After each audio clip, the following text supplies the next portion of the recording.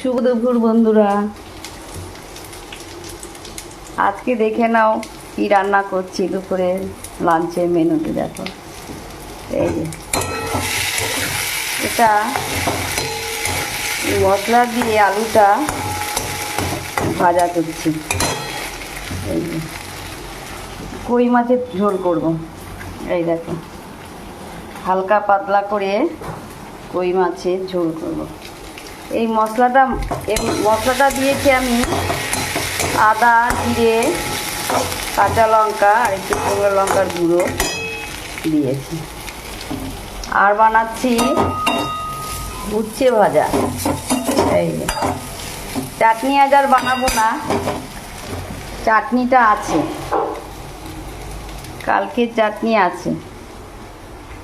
এই হচ্ছে আমার আজ লাঞ্চের মেনু, বুঝলে। সবাইকে শুভ দুপুরের অনেক অনেক শুভেচ্ছা। তোমরা সবাই ভালো থেকো, সুস্থ থেকো। টাটা।